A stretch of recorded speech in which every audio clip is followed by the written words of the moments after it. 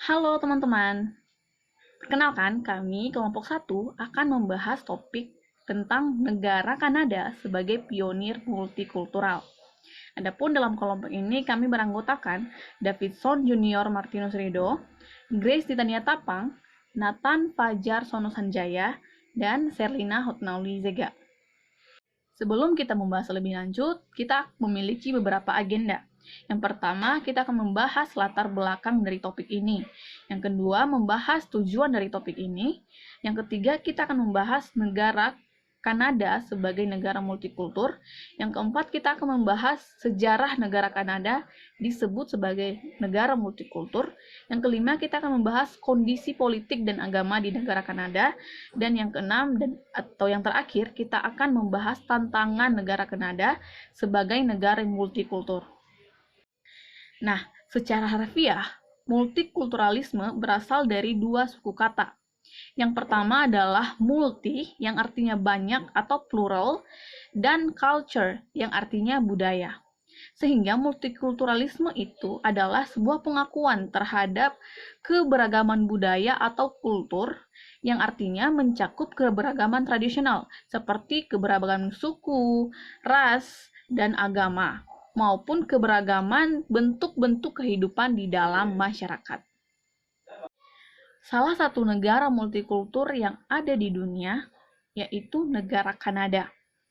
Negara Kanada atau disebut juga sebagai Dominion of Canada, sebuah negara yang terletak di kawasan Amerika Utara. Kanada memiliki ibu kota yang terletak di Ottawa. Negara Kanada sebagai negara multikultur yang ada di dunia memiliki populasi atau jumlah penduduk sebanyak 37.742.154 jiwa di tahun 2020. Kanada juga terdiri dari berbagai jenis etnis atau suku bangsa dan agama. Kehidupan masyarakat yang heterogen atau beragam merupakan sebuah keunikan dari negara multikultur. Nah, ini juga termasuk negara Kanada. Banyaknya etnis dengan berbagai latar belakang budaya yang berbeda tentunya akan saling berbaur atau akan ada kontak sosial di situ. Nah, sehingga dengan adanya kontak sosial yang terjadi pastinya akan menggambarkan apakah perbedaan yang ada atau keberagaman yang ada itu akan membawa kehidupan yang aman, damai, atau persatuan dalam masyarakat, atau malah perbedaan itu akan membawa atau membawa dampak yang buruk bagi masyarakat, yaitu menimbulkan perpecahan. Dalam pembahasan ini, kelompok memiliki beberapa tujuan. Yang pertama, untuk menjelaskan mengapa Kanada bisa disebut sebagai negara multikultur. Yang kedua, memaparkan sejarah negara Kanada disebut sebagai negara multikultur. Yang ketiga, untuk memaparkan kondisi kebebasan masyarakat dalam politik, agama, maupun berpendapat. Dan yang terakhir, untuk memaparkan tantangan pemerintah Kanada dalam menghadapi keberagaman budaya yang ada. Berikutnya, Kanada sebagai negara multikulturalisme. Kanada memiliki lebih dari 200 etnis dan juga 40 kebudayaan yang hidup secara bersamaan. Nah, negara Kanada ini yang memiliki kultur yang sangat banyak, ini merupakan akibat dari pertemuan dari dua bangsa Eropa disertai dengan gelombang imigran yang terjadi pada saat itu. Nah, mayoritas penduduk yang ada pada Kanada adalah pendatang dan memiliki darah keturunan dari berbagai negara seperti Inggris, Irlandia, Ukraina, Skotlandia, Jerman, Tiongkok, dan lain-lainnya. Nah, di Kanada sendiri, mereka memiliki kebijakan terkait bikulturalisme, di mana mereka mengakui kultur yang lebih dari satu. Yang berikutnya juga, mereka memiliki kebijakan penerapan bilingual atau dua bahasa, di mana bahasa Inggris, British, dan juga Perancis sebagai bahasa nasional mereka. Nah, dengan adanya bikulturalisme dan bilingualisme ini menjadi sebuah tanda bahwa Kanada menghargai dan menghormati adanya keberagaman atau keberagaman multikultural pada negara mereka. Oke, berikutnya sejarah perjalanan Kanada. Nah, akar identitas multikulturalisme berawal dari konflik yang melibatkan Quebec di tahun 1960-an. Pada tahun 1960-an juga terciptanya yaitu Royal Commission Bilingualism and Biculturalism. Nah, pada tahun berikutnya 1971, kebijakan multikulturalisme disahkan oleh pemerintahan federal untuk diberlakukan di Kanada. Nah, pada tahun yang sama juga ada anjuran memelihara dan mengembangkan budaya warisan kepada seluruh warga negara Kanada gitu. Nah, anjuran memelihara dan mengembangkan budaya ini semakin didukung pada tahun 1973, di mana pembentukan lembaga multikultural atau The Canadian Multicultural Council. Pada tahun 1982 mengalami modifikasi, yaitu menjadi The Charter of Right and Freedom. Dan masih ada lagi perkembangan pelanjutannya, yaitu pada 1985, yaitu pembentukan House of Commons and Commit. Nah, salah satu sejarah perjalanan Kanada yang terjauh pada saat ini adalah pada tanggal 27 Juni 2022, mereka telah menetapkan bahwa hari itu menjadi Hari Multikulturalisme di Kanada. Nah, di sini kita dapat lihat bahwa sejarah perjalanan Kanada seiring berjalannya waktu berkembang, dan pada tanggal 27 Juni sudah ditetapkan sebagai Hari Multikulturalisme di Kanada itu sendiri. Selanjutnya, kita akan melihat bagaimana kebebasan berpolitik dan beragama di Kanada.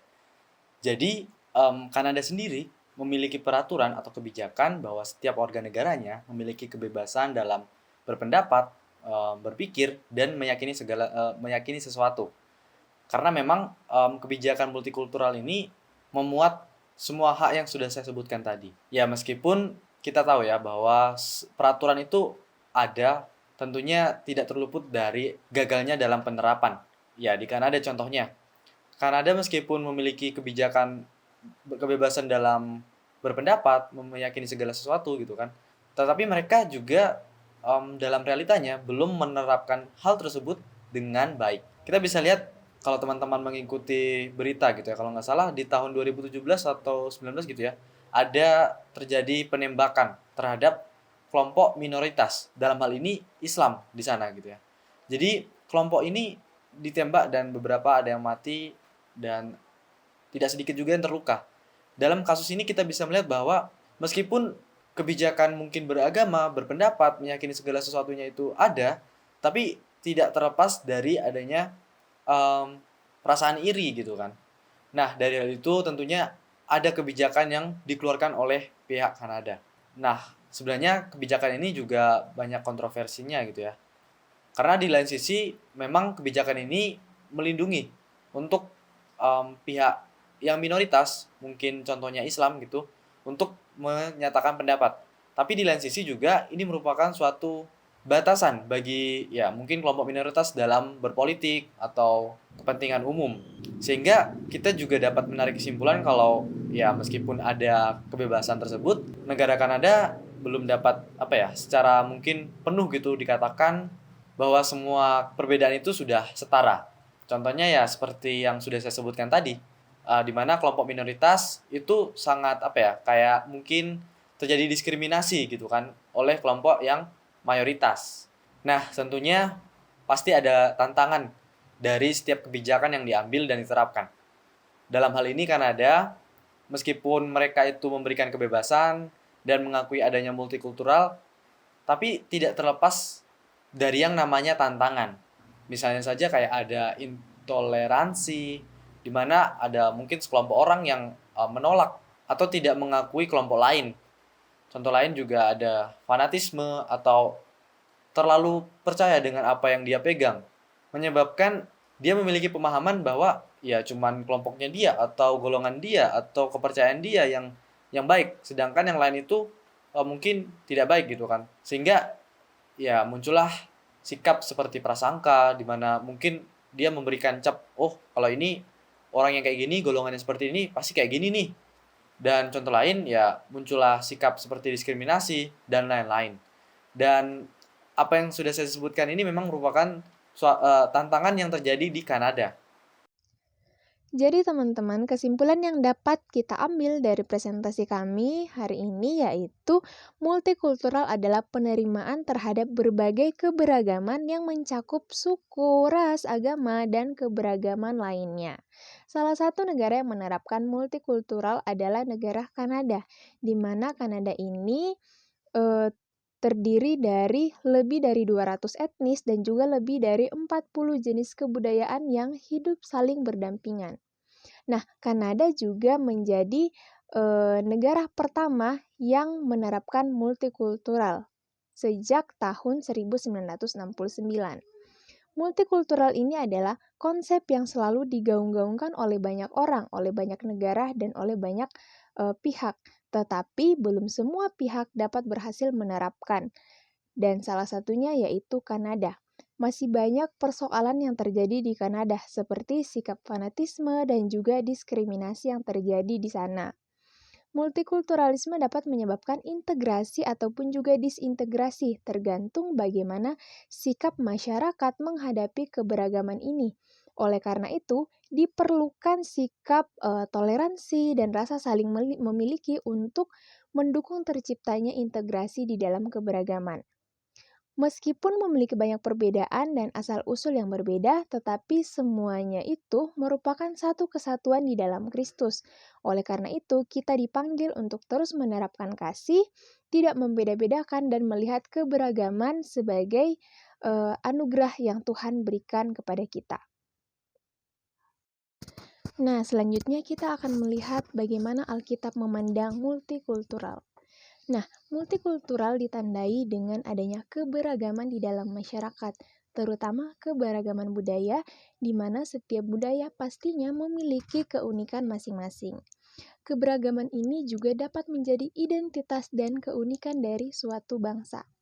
Nah, perbedaan yang ada di dalam masyarakat dapat mengarah kepada hal positif, yaitu seperti memperkuat persatuan, kemudian ada rasa solidaritas di dalam perbedaan, tetapi dapat juga mengarah kepada hal negatif seperti rentan terjadi konflik, adanya sikap fanatisme terhadap agama dan kebudayaan, ataupun juga diskriminasi seperti yang terjadi di Kanada.